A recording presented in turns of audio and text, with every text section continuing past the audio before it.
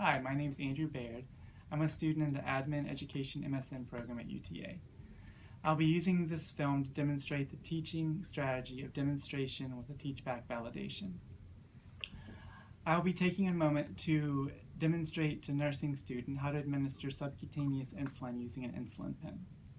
To begin with, we gather all of our supplies. An insulin pen, which is a demonstration pen filled with water, a simulated skin pad, alcohol pads, and needle injection tips. To begin with, you would of course perform the 6 rights of medication administration. The right patient, right medication, right dose, right time, right route, and of course documentation at the end. So this would be Novolog insulin, which I'm going to be administering to the patient. So to begin with, I will be cleaning the tip of the insulin pen with an alcohol prep pad. So I'll take this time to clean it for 14 seconds.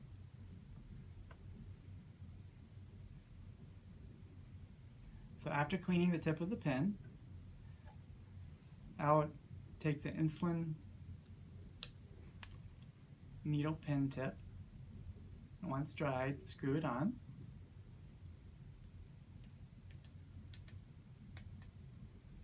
And then I'll be removing the outer cap.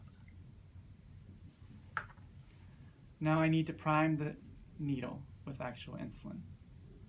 So to prime the needle, you will dial up 2 units, hold the pen upright, and push down the plunger. Now after that's done, you should be able to see several drops of insulin being released through the needle. So once this is primed, we'll be using a demonstration pad, but for actual administration of insulin to a patient, you would pick a spot that's rich in subcutaneous tissue.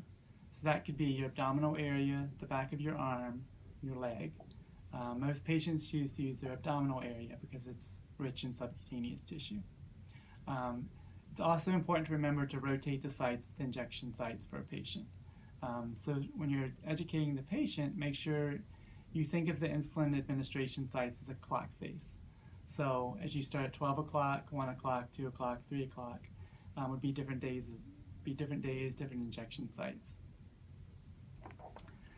So now that the pen is primed, you're going to dial up how much insulin you're going to inject into the patient. So say I look at the sliding scale for my patient, he's going to get 5 units of insulin. So I dial up 5 units. 5 units is dialed up. Now because this is a high alert medication, I would want to validate that with a second RN or second nurse, just to ensure that I am going to administer the correct amount to the patient. So 5 units is dialed up. I'll set this down.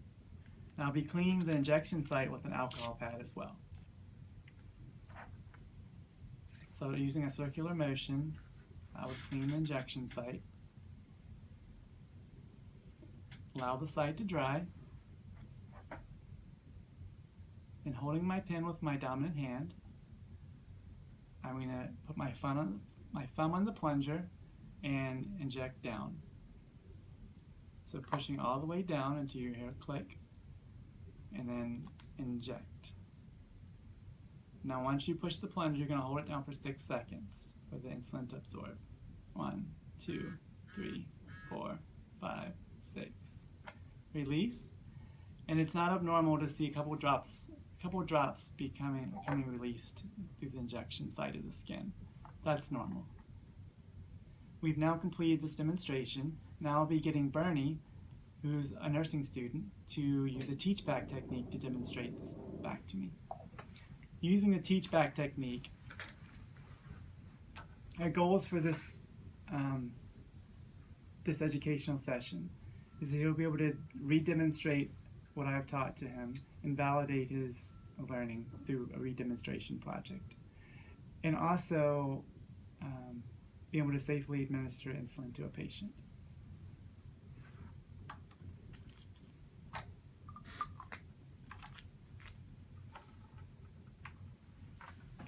Okay, so what we want to do first is we want to get all our supplies together.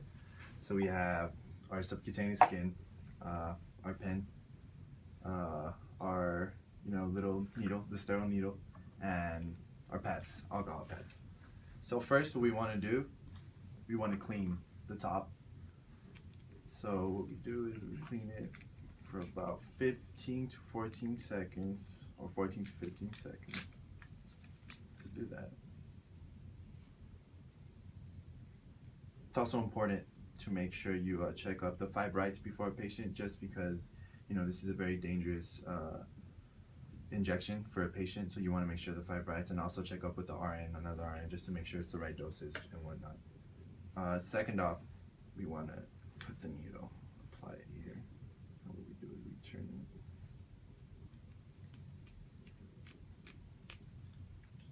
remove the cap. We have our needle. We want to make sure it's 2 units. So dial up 2 units. Hold it upright.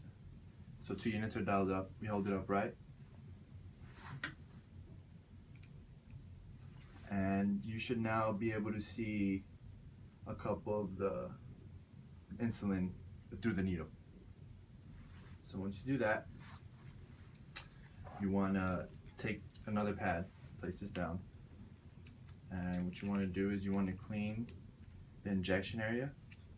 Usually prefer the abdominal area because there's a lot of subcutaneous tissue there, but also suggested is the arms or legs because there's also subcutaneous tissue there. So in the area, subcutaneous area, in the abdominal area, you want to clean in a circular motion. You want to do that for about 14 seconds also. Clean around in circular motion. You want to let it dry up. So after that, let's say our patient is dialed up for 4 units. So we dialed up 4 units. And what we do is you go to the incision site, you go down until you hear click, and you press to release the insulin. You hold this for about 6 seconds. Once done, it's normal to see, some droplets coming out of the incision or the area applied, and after that you basically gather all your stuff and you're pretty much done, and that's it. So you safely apply insulin into a patient.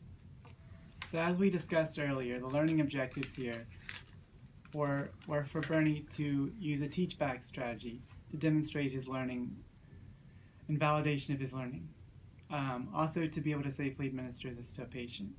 Through his teach-back technique, he has demonstrated his ability to safely administer insulin to a patient. Thank you for listening.